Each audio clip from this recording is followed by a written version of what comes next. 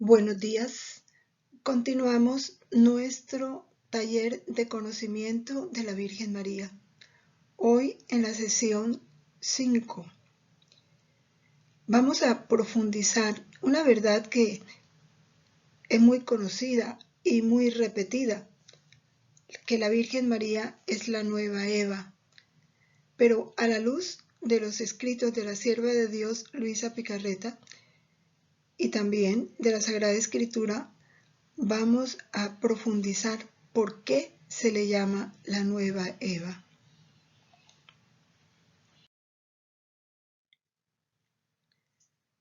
Fundidos en la voluntad de nuestra Madre, que es la misma de Jesús, iniciemos este taller con nuestra oración. En el nombre del Padre, y del Hijo, y del Espíritu Santo. Amén. Abrazamos en esta oración la oración de toda la humanidad. Madre Celestial, tómanos entre tus brazos y une tú misma nuestros actos a los tuyos y a los de tu Hijo Jesús. Ponlos a volar en la suprema voluntad y haz que hasta donde llegaron los de ustedes, lleguen también los nuestros. Que no nos quedemos atrás, sino que sigamos siempre todo lo que tú y nuestro Jesús hicieron en la divina voluntad, con la única finalidad de poder amarlos como ustedes mismos se aman.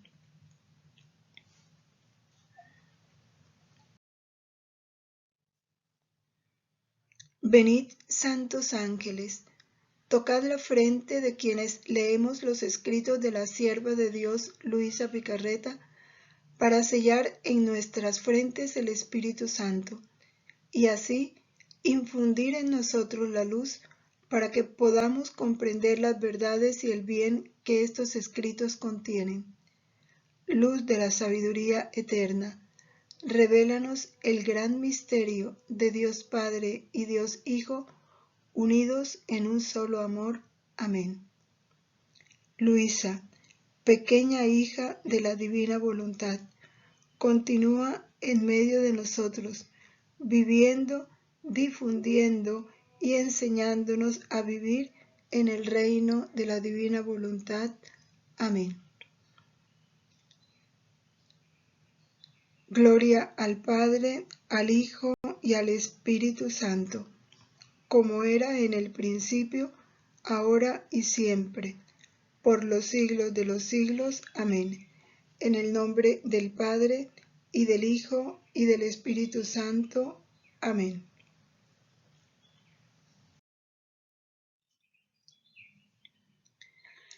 La Virgen María, como la nueva Eva, la hace Dios un prodigio de gracia, un prodigio de belleza y un prodigio de santidad. Eva fue creada en estado de santidad original. Su alma pura poseía la vida de Dios. Como perfecta imagen de Dios, fueron partícipes de su misma belleza y de su misma santidad. La Virgen María, como nueva Eva, Dios no solo en ella establece lo que hizo en Eva, sino que lo superó infinitamente. Por eso, a la vida de gracia o de justicia original que poseyó Eva, Dios hizo en María un prodigio de gracia, insuperable. Así reuniéramos la gracia vivida por todos los santos, nunca superarían el prodigio de gracia con que Dios adornó a nuestra Madre. Un prodigio de belleza, exterior e interior. porque en ella plasmó Dios toda la belleza de la creación en forma extraordinaria. Y en su interior fue recreada con toda la belleza de Dios mismo. Todo lo que Dios es por naturaleza, ella lo es por gracia. Y por supuesto, su misma santidad, porque poseyó la vida de Dios.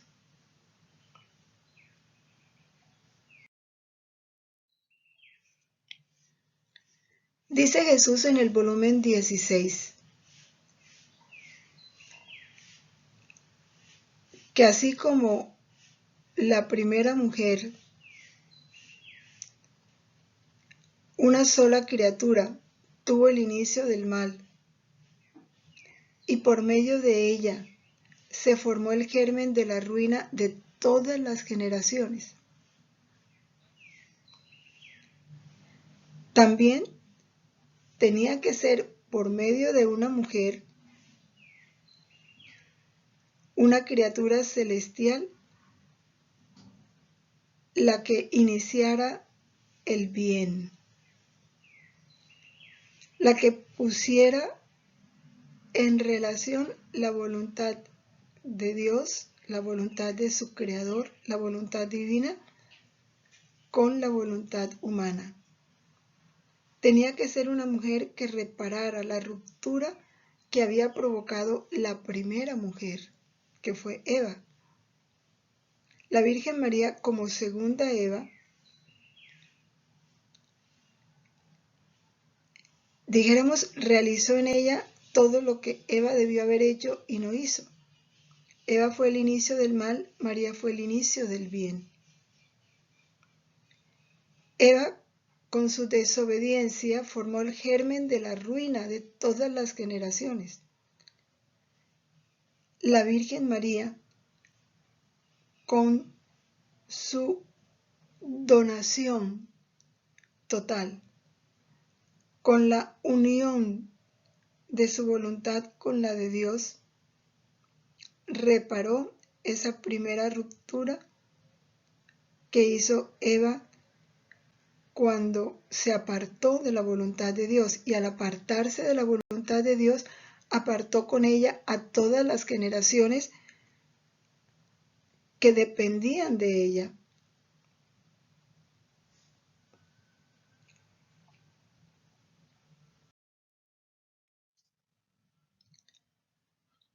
Mujer la primera, mujer la segunda, dice Jesús. Así que mi mamá fue el inicio, el origen, el germen del fiat voluntas tua cum in cielo così in terra. ¿Por qué Eva fue el inicio del mal? Porque ante la voluntad de Dios expresa de no comer del fruto del árbol del bien y del mal, ella no dijo fiat como la Virgen, sino dijo, no haré tu voluntad. Me mandaste no comer, yo como. No pronunció el fiat, hizo su voluntad. Y eso destruyó esa unidad establecida por Dios entre la humanidad y Él. Continúa Jesús diciéndonos, como una criatura lo había destruido, era justo que otra criatura debía reedificarlo.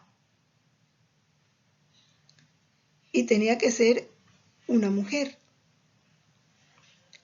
Y mi humanidad, que jamás se separó de mi divinidad, sobre este germen de mi mismo querer que encontré en mi divina madre, formé el gran plano de la voluntad humana en la divina voluntad.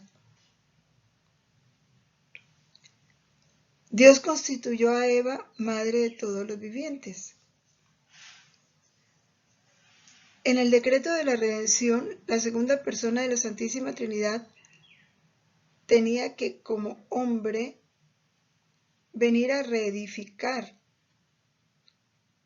esa separación que se había dado entre la humanidad y su Creador.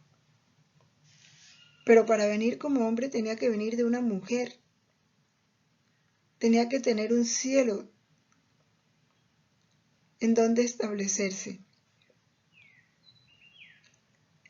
Pero esa mujer tenía que poseer su misma voluntad. Tenía que poseerlo a él para que fuera cielo, de lo contrario no podía constituirse ni llamarse cielo, porque el cielo, ¿qué es el cielo? El cielo es Dios. La Virgen María, Jesús la pudo escoger como cielo porque en ella estaba Dios.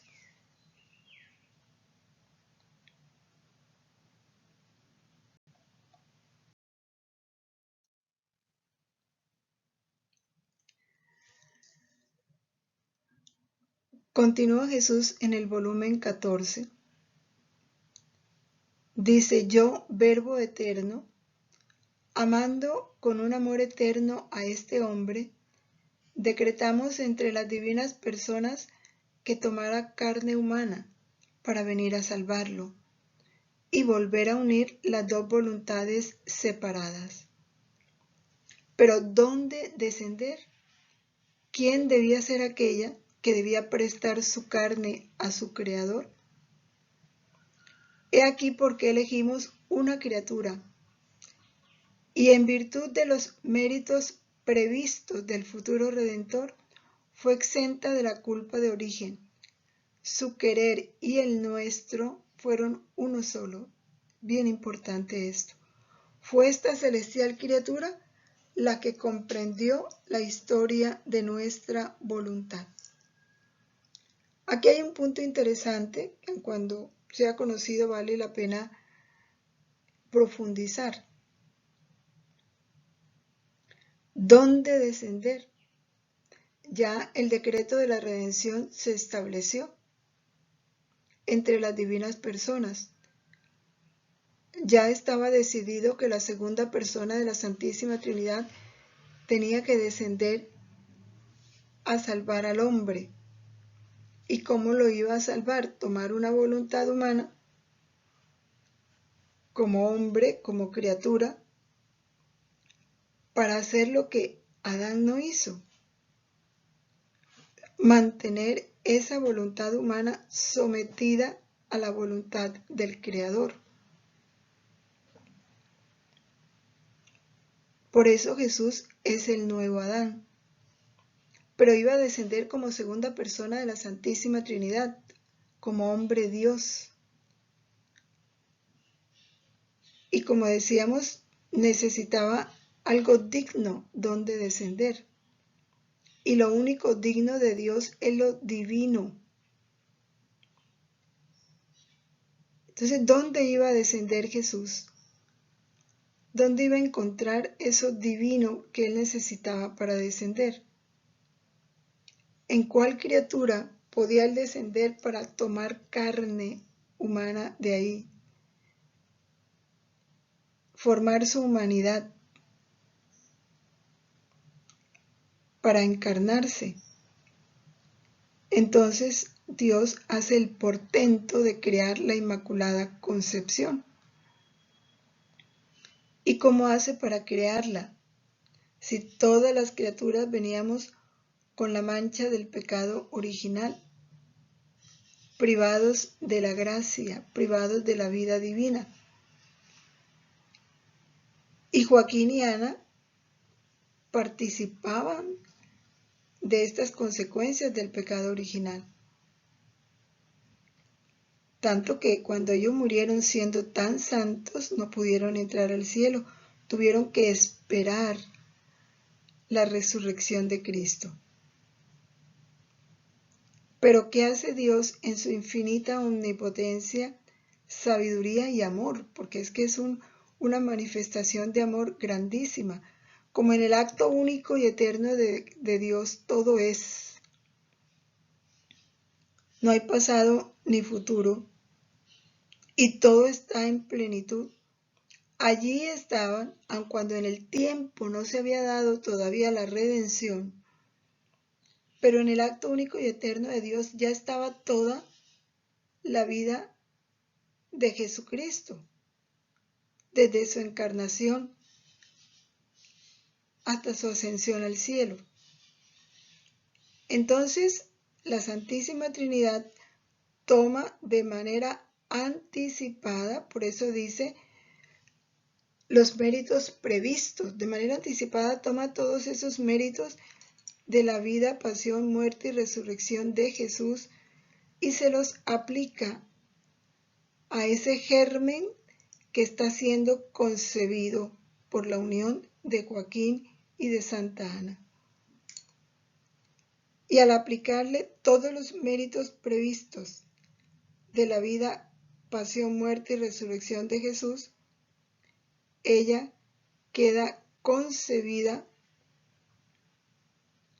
de una manera extraordinaria, exenta de la culpa de origen, con la misma santidad de Dios y en una unidad de voluntad con Dios como fueron creados Adán y Eva. Eso es lo que constituye la Inmaculada Concepción.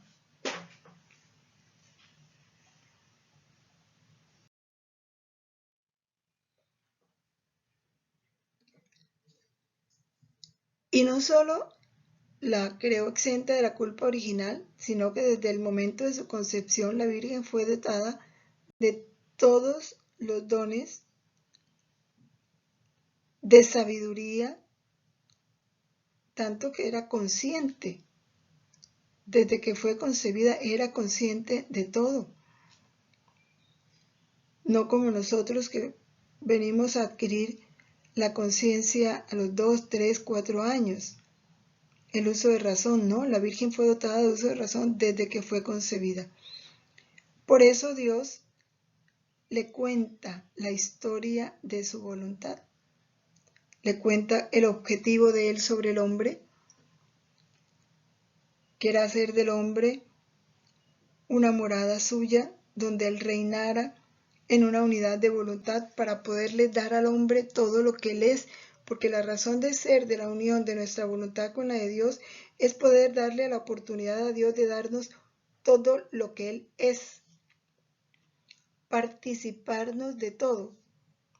Lo dice el numeral 1 del Catecismo. Dios en su infinita bondad creó al hombre para hacerlo partícipe de su bienaventuranza eterna. Para eso nos creó. Pero el hombre se le olvidó que Dios le amaba y rechazó este medio que es la unión de su voluntad con la del Creador. Y ese rechazo lo hace a través de la desobediencia. Y habiendo sido creado el hombre para poseer la plenitud de todos los bienes divinos en la medida en que Dios se lo participara, y fue creado para ser feliz como Dios es feliz, para vivir el cielo aquí en la tierra, perdió todo eso por su desobediencia. Y se sumerge el hombre en un abismo de pecado, de mal, de sufrimiento. Y eso es lo que la Santísima Trinidad le cuenta a la Virgen María. Le cuenta su dolor. Por eso nos dice la Virgen María en el día cuarto: el fiat divino vestido de dolor al verme llorar. ¿Por qué lloró la Virgen? Porque cuando la Santísima Trinidad le cuenta la historia de su voluntad, ella comprende primero el dolor de Dios, el rechazo que el hombre le hace a Dios, suma bondad, infinito amor. Le duele la ofensa que el hombre le ha hecho a Dios. Le duele ver a un Dios despreciado, a un Dios tan bueno, verlo despreciado por el hombre. Y al mismo tiempo ve al hombre sumergido en tantos males, porque cuando la Virgen es concebida ya había mucho trayecto en la vida de los hombres. Todo lo del Antiguo Testamento. Y eso le da también dolor y llora.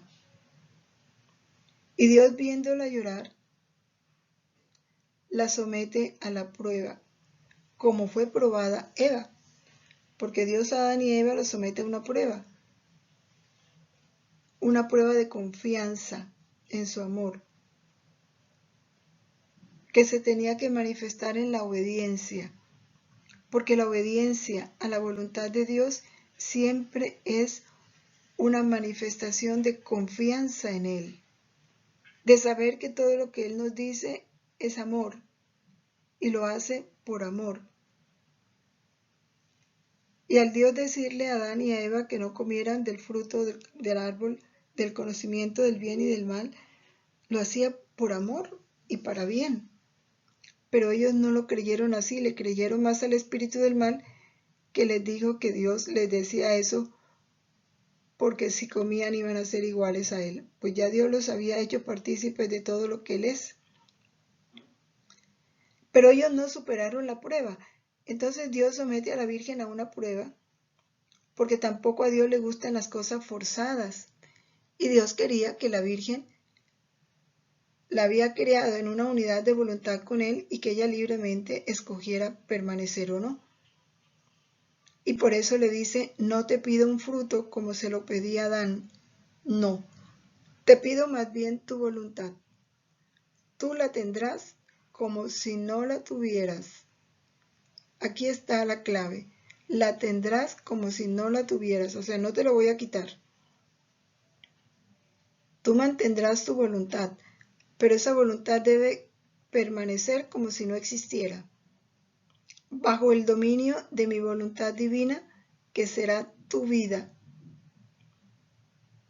La vida de la Virgen tenía que ser la vida de la voluntad de Dios en ella. Y así se sentirá segura para poder hacer contigo todo lo que quiere. ¿Cuándo puede hacer Dios con nosotros todo lo que quiere? Cuando es su voluntad la que reina en nosotros. Mientras tanto no, porque Él respeta nuestra libertad. Y si mi voluntad no quiere dejar a Dios hacer algo, se revela, Dios no obliga. Por eso Él le dice a la Virgen, mantendrás tu voluntad bajo el dominio de mi voluntad divina, y es mi voluntad divina la que tiene que ser tu vida. De esa manera yo puedo estar seguro para poder hacer contigo todo lo que quiero.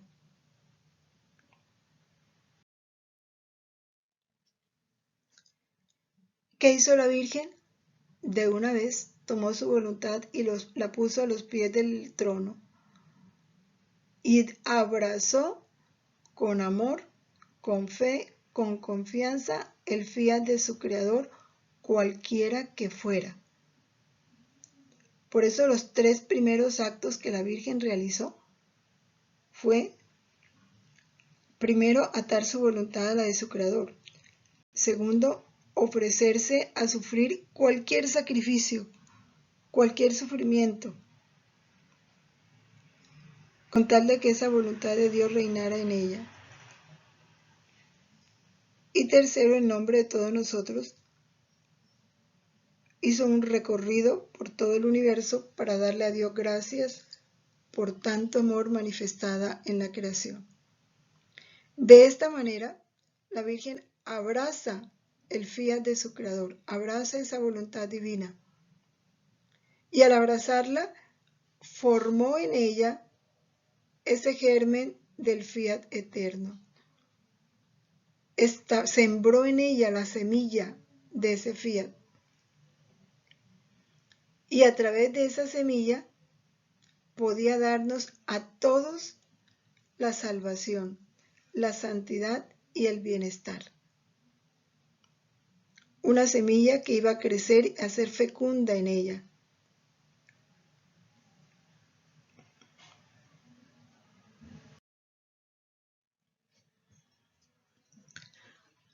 Porque Eva estaba llamada a ser madre de todos nosotros y a transmitirnos todos los bienes que había recibido, pero no lo hizo. Dice Jesús en el volumen 14 de noviembre 24 de 1923, cómo comprendió la celestial pequeña este nuestro sumo dolor. y tomando a pecho nuestra defensa, correspondió a todos los actos dolientes del Supremo. Hizo suyos todos los actos de las criaturas, y absorbiendo en sí toda nuestra voluntad rechazada por ellas, la reparó, la amó, y teniéndola como en depósito en su corazón virginal, preparó el alimento de nuestra voluntad a todas las criaturas. Le costó toda su vida, penas inauditas, la misma vida de su Hijo. Ese germen de la voluntad divina que abrazó con su fiat, empezó a cultivarlo. ¿Y cómo lo cultivó? Primero lo depositó en su corazón. ¿Y cómo lo cultivó? A través de sus sufrimientos, de todos los sacrificios que le implicó ser Madre de Dios. Porque si nos ponemos a pensar en la vida de la Virgen, estuvo llena de sacrificios continuos. Desde que el ángel le anuncia que va a tener un hijo, le tocó vivir el dolor de ver a José dolido por lo que está pasando en ella, de ir a Belén, en qué circunstancias, de no encontrar posada, de luego tener que nacer el bebé y no encontrar dónde nacer, la circuncisión, huir con él a Egipto, todo. La Virgen no tuvo en su vida un momento que no estuviera, dijéramos, teñido con la cruz. Le costó toda su vida penas inauditas, la misma vida de su Hijo.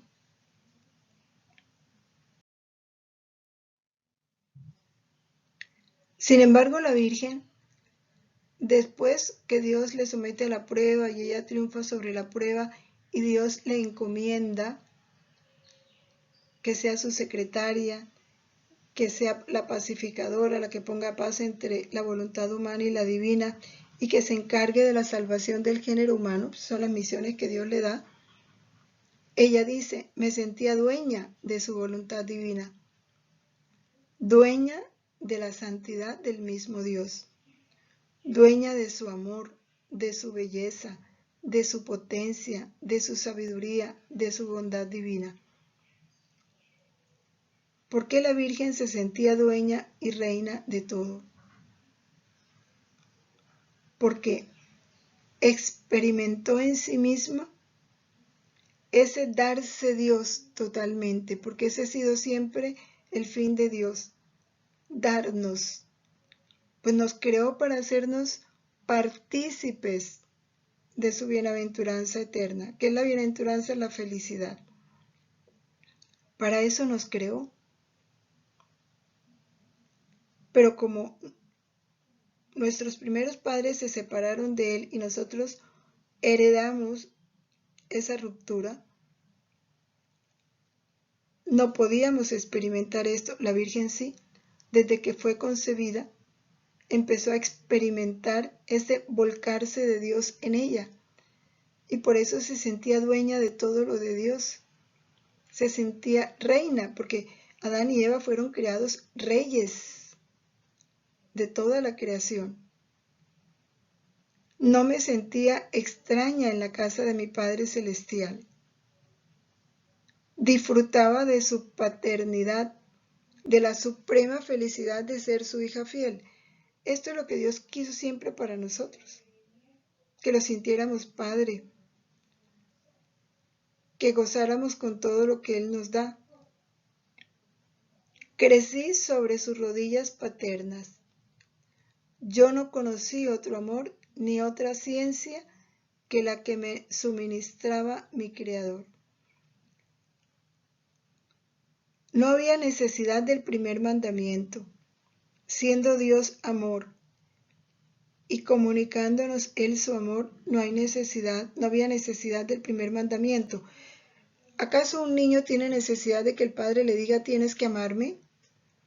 ¿Tienes que confiar en mí? No.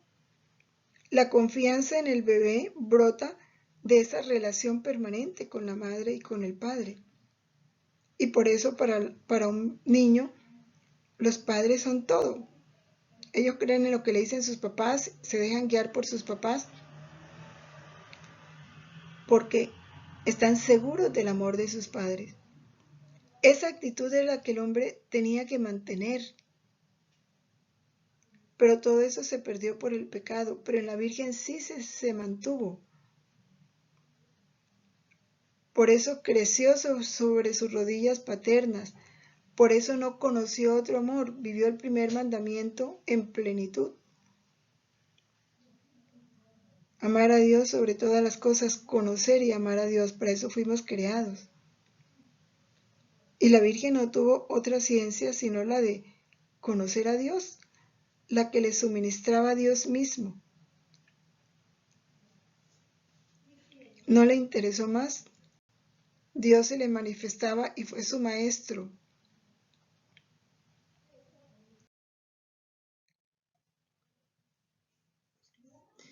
Y entonces nos cuenta la Virgen cómo esa vida del fiat, de esa voluntad divina, Dios le había dicho que la voluntad divina tenía que ser su vida, y ella nos cuenta cómo fue esa vida. Dice, yo no me movía ni siquiera para un respiro, para un paso, ni ninguna otra acción, si no lo hacía dentro de la voluntad de Dios. Mi vida, mi alimento, mi todo era la voluntad de Dios. Nunca hizo nada con su voluntad. Toda acción la tomaba de Dios mismo que vivía en ella. Y es que eso es lo que es vivir en la voluntad de Dios. La voluntad de Dios, para que reine en nosotros, tenemos que hacerla que viva en nosotros. O sea, que sea ella la que obre en nosotros. Por eso Dios nos manda llamarla continuamente. La Virgen tomó toda su vida de esa voluntad divina. Dice, esto me producía santidad, riquezas, glorias, honores, pero no humanos, sino divinos. Y aquí nos enseña cuál ha de ser nuestro vivir en la divina voluntad. Nada en nosotros debemos hacerlo por nuestra cuenta, ni siquiera un respiro, ni el paso, ninguna acción. Todo debemos tomarlo o hacerlo dentro de la voluntad divina.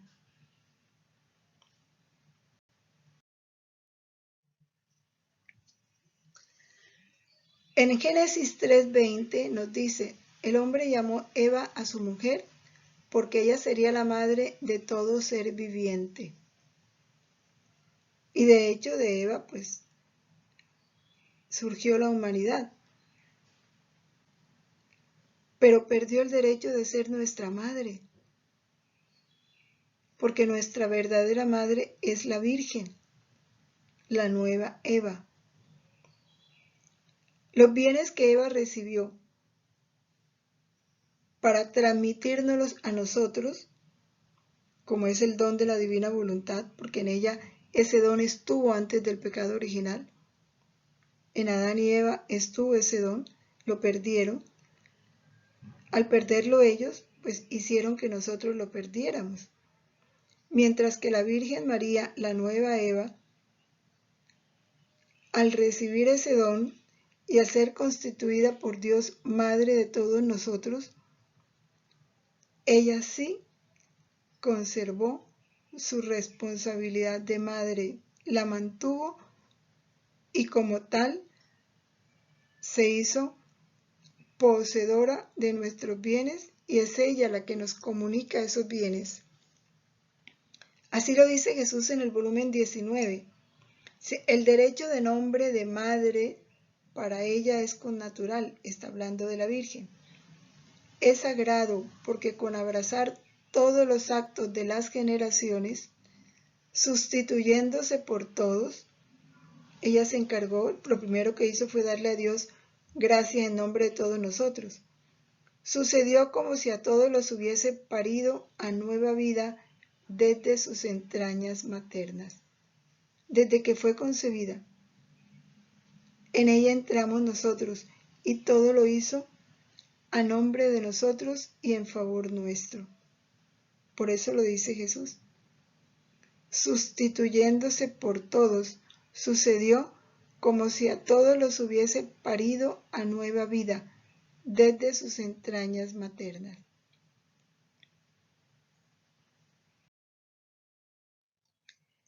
Y continúa en el volumen 36 describiéndonos las características de esta nueva Eva, nueva madre. Yo la constituía y la confirmaba como madre de cada uno de los pensamientos de las criaturas. Es madre de todos nosotros. De Eva se puede decir es madre de nuestro cuerpo, pero la Virgen es madre de todo. Madre de cada respiro, de cada latido, de cada palabra, y hacía extender su maternidad en las obras, en los pasos, en todas sus penas. Su maternidad corre en todas partes. Cuando la criatura está en peligro de caer en pecado, corre, los cubre con su maternidad a fin de que no caigan. Y si han caído, deja su maternidad como ayuda y defensa para hacerla levantarse. Su maternidad corre y se extiende sobre las almas que quieren ser buenas y santas, y como si encontrase a su Jesús en ellas, hace de madre a su inteligencia, guía sus palabras, las cubre y las esconde en su amor materno para hacer crecer a otros tantos Jesús. Su maternidad hace alarde sobre el lecho de los moribundos, y valiéndose de los derechos de autoridad de madre, dados por mí, me dice con acento tan tierno que yo no puedo negarle nada. Hijo mío, soy madre y son hijos míos. Debo ponerlos a salvo. Esa fue la misión que Dios le dio en la Inmaculada Concepción. Si no me concedes esto, mi maternidad quedará afligida. Y mientras esto dice, los cubre con su amor. Los esconde en su maternidad para ponerlos a salvo. Mi amor fue tanto que le dije, Madre mía, quiero que seas la madre de todos, y lo que me has hecho a mí, lo harás a todas las criaturas. Qué hermoso es Jesús. Lo que me has hecho a mí, lo harás a todas las criaturas.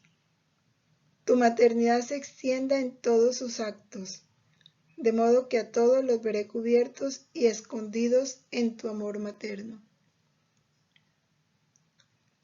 ¿Podrá habernos dado Jesús un mayor regalo que la Virgen María?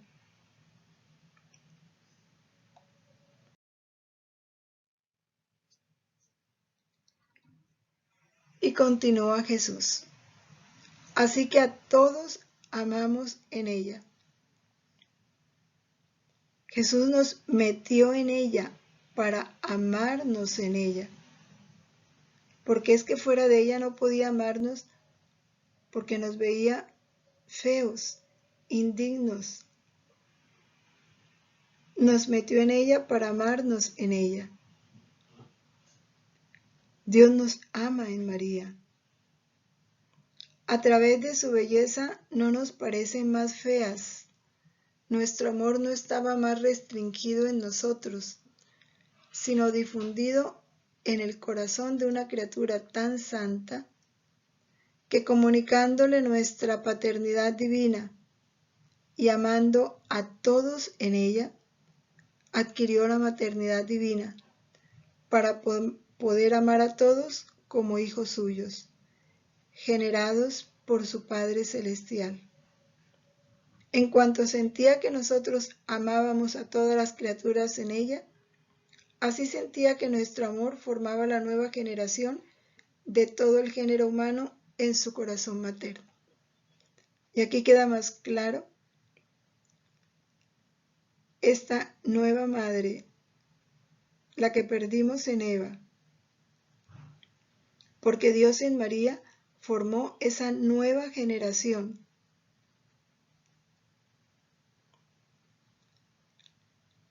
En su corazón materno. Ahí nacimos a nueva vida, ahí nos parió a nueva vida. a la vida que perdimos en Eva. Esa la recuperamos en el corazón materno de la Virgen María.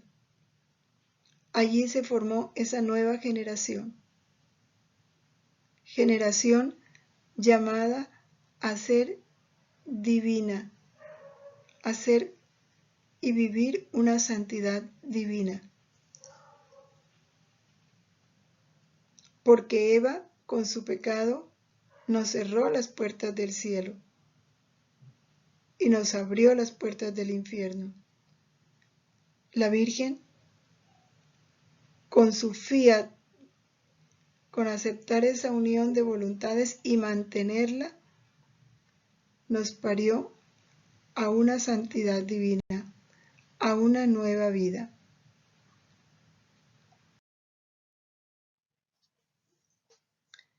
Por eso ella es la nueva creación. En el volumen 19 de abril 16 de 1926, Jesús lo explica así.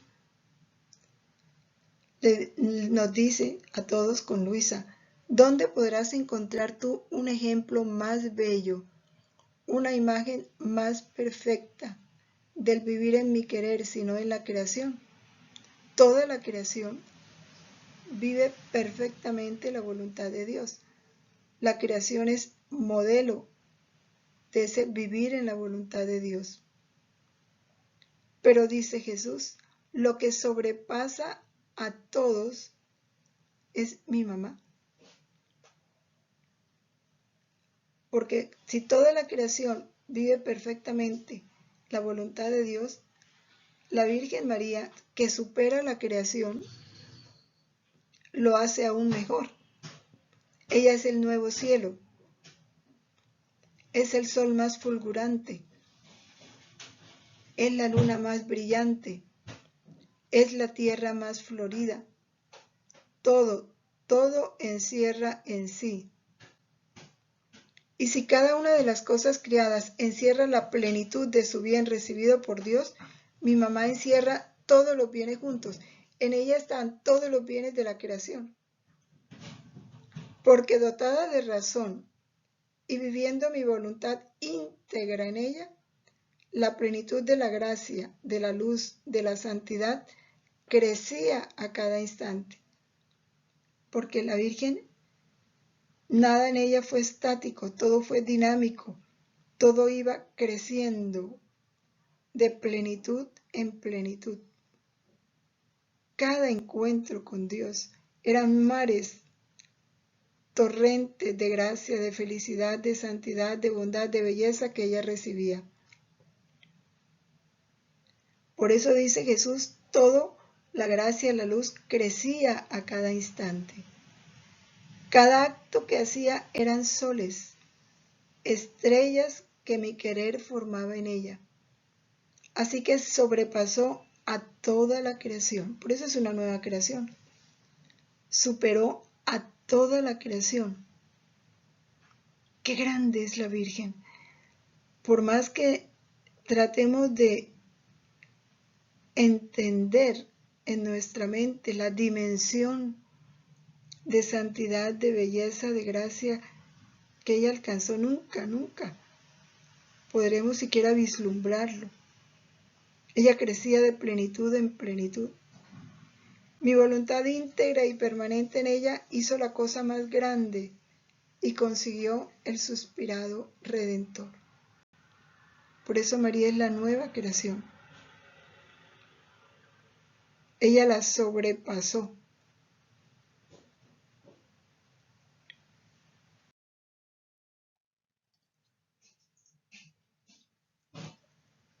Continúa Jesús.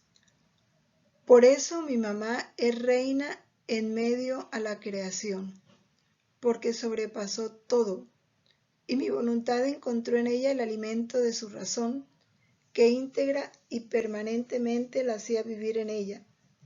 Había sumo acuerdo, se daban la mano mutuamente.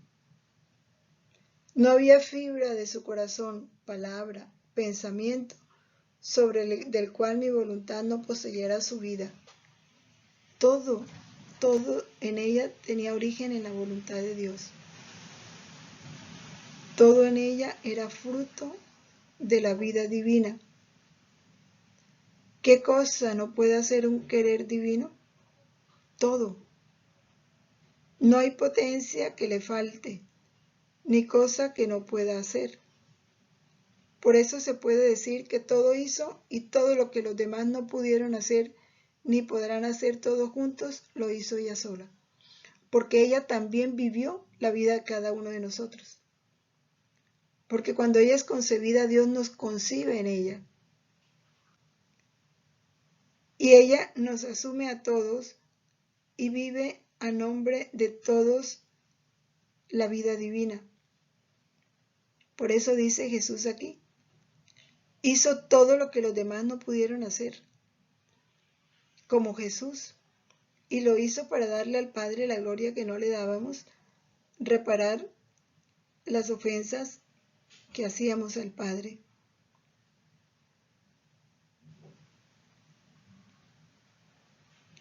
Hizo lo que los demás no podían hacer, ni podían hacer todos juntos. Ella lo hizo sola. Toda la potencia de la vida divina estaba en ella. Toda su inmensidad, toda su grandeza, toda su eternidad.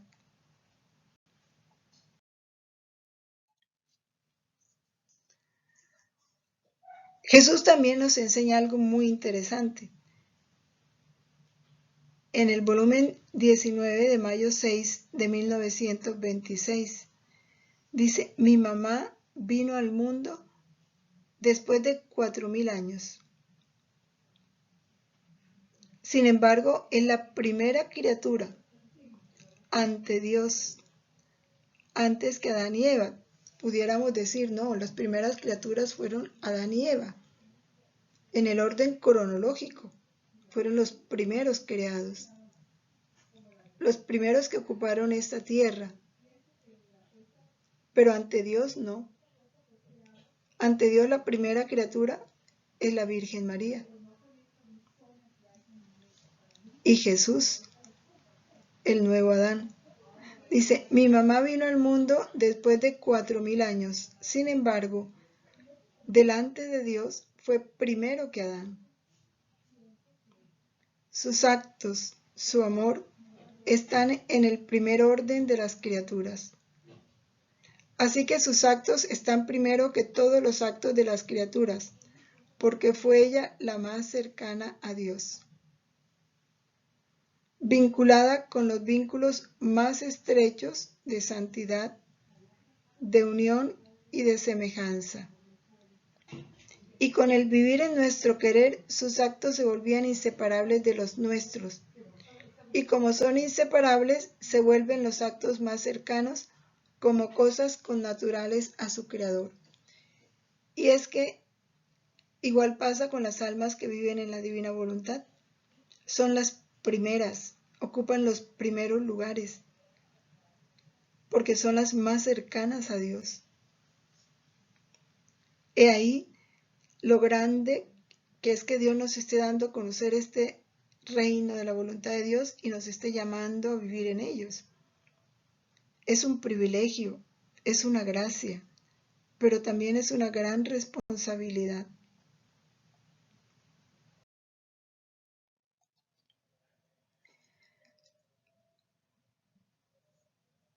Cada vez más entendemos la grandeza de nuestra Madre y la felicidad de tener una Madre tan bella, tan rica, tan admirable.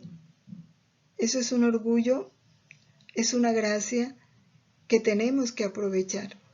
Vamos a darle gracias a Jesús por la Virgen María.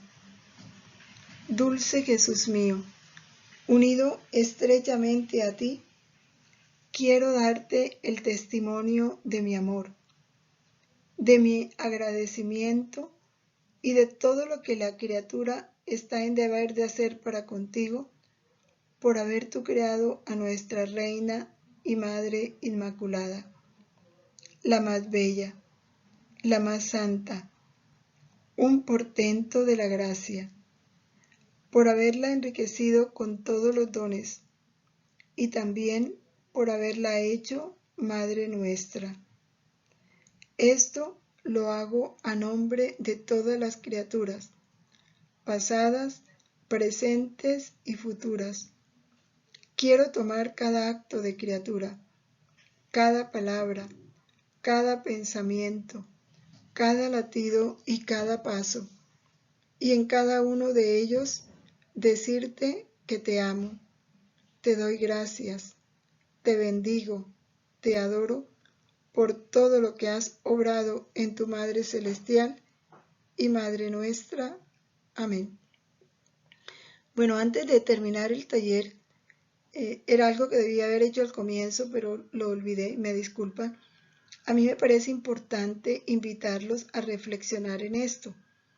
Es verdad que hubo un tiempo muy fuerte por la pandemia en que se cerraron los templos y con dolor nos vimos privados de los sacramentos, muy especialmente de la Santa Misa, y nos tocó hacer lo mínimo, que era participar por televisión, que nunca es igual, ¿verdad? ¿Por qué no? Luego se abrieron los templos, pero ¿cuál es el dolor? Que estando los templos abiertos, muchas personas, y hablo de los católicos, se acostumbraron a ver la misa por televisión y ya no van al templo. Y debemos tener en cuenta que la misa es válida si se participa con ellos en el templo. Tiene que haber una presencia física. Ya la de televisión no es válida ni por Zoom, ni por Internet, ni por Facebook, ni por ninguno de esos medios. Y esto lo digo porque, ¿qué importa que nos toque trasladarnos un poco más lejos? ¿Acaso el sacrificio de la Santa Misa no merece un esfuerzo nuestro grande? Todo lo que Jesús hizo por nosotros, ¿qué importa que esté lejos el templo? Pero si hay misa en los templos debemos ir allá. Y pudiendo mandar a celebrar una misa en el templo en favor de un difunto, ahora se mandan las misas de difuntos online. ¿Y qué es una misa por Zoom? Una misa por Zoom es nada. Es casi una caricatura, es una ofensa a Dios, porque el sacerdote no puede celebrar como debe. Entonces la lectura se hace, cada uno la hace desde la casa, sentado, detrás de su escritorio porque tiene que estar frente al computador. Igual el sacerdote celebra sentado porque tiene que estar frente al computador para que lo vean. Es doloroso esto. Ofensas a Jesús. Y dígame cuánto más a nuestra Santísima Madre. Entonces mi invitación, y que reflexionemos, es que si ya abrieron los templos, valoremos la Santa Misa en el templo. Esa es la verdadera, esa es la real. Ahí es donde se da la verdadera liturgia celestial. Otra cosa es para los verdaderamente enfermos que no pueden trasladarse al templo, a ellos les es permitido seguirla por la televisión, que por supuesto no es lo mismo, pero es lo mínimo, ¿verdad? Si no pueden lo más, pues se contentan con lo menos, pero para quienes podemos lo más, lo menos no vale. Bueno, esta es la reflexión, la invitación de una manera muy fraterna, quiero hacérsela a todos, solo para que Dios sea glorificado como merece. Gloria al Padre, al Hijo y al Espíritu Santo, como era en el principio, ahora y siempre, por los siglos de los siglos. Amén. En el nombre del Padre, y del Hijo, y del Espíritu Santo. Amén. Permanezcamos en la voluntad de Dios siempre. Fiat.